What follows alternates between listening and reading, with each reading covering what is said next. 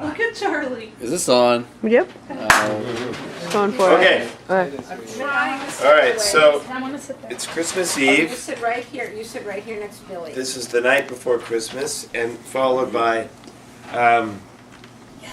Act 4, Scene 1 of Titus Andronicus.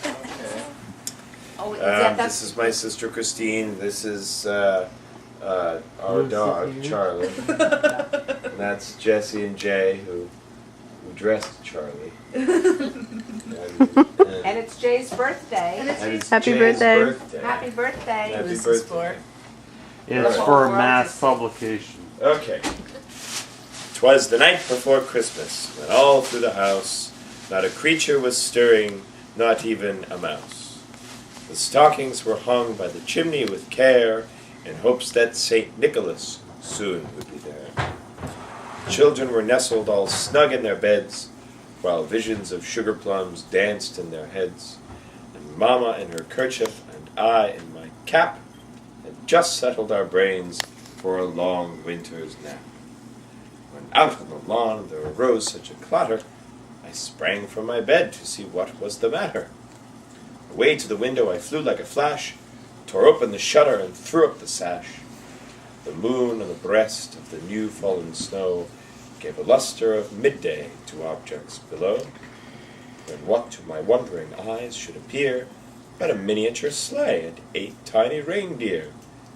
With a little old driver so lively and quick, I knew in a moment it must be Saint Nick. More rapid than eagles his coursers they came, and he whistled and shouted and called them by name.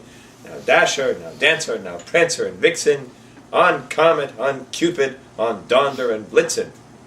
To the top of the porch, to the top of the wall, now dash away, dash away, dash away all.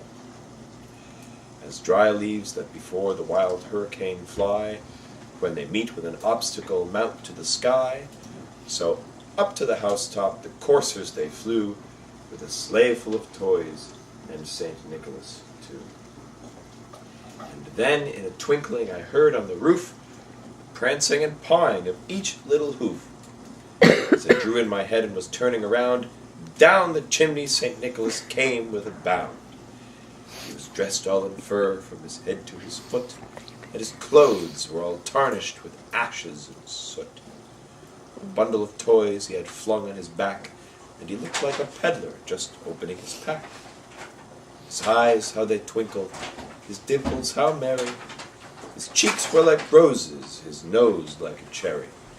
His droll little mouth was drawn up like a bow, and the beard on his chin was as white as the snow. The stump of a pipe he held tight in his teeth, and the smoke it encircled his head like a wreath. He had a broad face and a little round belly that shook when he laughed like a bowl full of jelly. He was chubby and plump, a right jolly old elf, and I laughed when I saw him in spite of myself. A wink of his eye and a twist of his head soon gave me to know I had nothing to dread. He spoke not a word, but went straight to his work, and filled all the stockings, then turned with a jerk, and laying his finger aside of his nose, and giving a nod, up the chimney he rose. He sprang to his sleigh, to the team gave a whistle, and away they all flew like the down of a thistle. But I heard him exclaim, ere he drove out of sight, Happy Christmas to all, and to all a good night. Billy. Merry Christmas! Merry Christmas, everybody. Okay. Help! Grandsire, my Aunt Lavinia follows me everywhere, and I know not why. Good Uncle Marcus, see how swift she comes. Alas, sweet aunt, I know not what you mean. Stand by me, Lucius, do not fear thine aunt. She loves thee, boy, too well to do thee harm. Aye, when my father was in Rome, she did. What means my niece Lavinia by these signs? Fear her not, Lucius, somewhat doth she mean. See, Lucius, how much she makes of thee. Some whither would she have thee go with her? Ah, boy, Cornelia never with more care read to her sons than she hath read to thee sweet poetry, and Tully's orator. Canst thou not guess wherefore she plies thee thus? My boy, I know not, Aye, nor can I guess, unless some fit or frenzy do possess her. For I have heard my grandsire say full oft, extremity of griefs would make men mad. And I have read that Hecuba of Troy ran mad for sorrow, that made me to fear. Did I? Although, my lord, I know my noble aunt loves me as dear as e'er my mother did, and would not but in fury fright my youth, which made me down to throw my books and fly. Causeless, perhaps. Pardon me, sweet aunt. Madam, if my uncle Marcus go, I will most willingly attend your lordship. Lucius, I will. You all hear from my book every year. How now, Lucius? Now, Lavinia. Marcus, what means this? Some book there is that she desires to see. Which is it, girl, of these? Open them, boy. But thou art deeper read and better skilled. Come, take choice of all my library. And so beguile thy sorrow, till the heavens reveal the damned contriver of this deed. Why lifts she up her arms in sequence thus? I think she means that there were more than one confederate in the act. Aye, more there was. Or else to heaven she heaves them for revenge. She's rather depressed, isn't he? Lucius, what book is that she tosseth so? No. Oh, Poor buddy. Grandsire. I know. Tis Ovid's Metamorphosis. My mother gave it me. For love of her that's gone, perhaps she culled it from among the rest.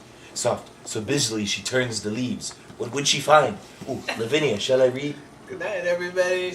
Happy birthday. Go ahead, boo. This is the tragic tale of Philomel, and treats of Tereus' treason and his rape. And rape, I fear, was root of thy annoying. See, brother, see, note how she quotes the leaves. Lavinia, wert thou thus surprised, sweet girl, ravished and wronged as Philomela was, forced in the ruthless, vast and gloomy woods? See, see! Aye, such a place there is where we did hunt. Oh, had we never hunted there, patterned by that the poet here describes, for nature made for murders and for rapes. Oh, why should nature build so foul a den, unless the gods delight in tragedies? Give signs, sweet girl, for here are none but friends. What Roman lord it was durst do the deed?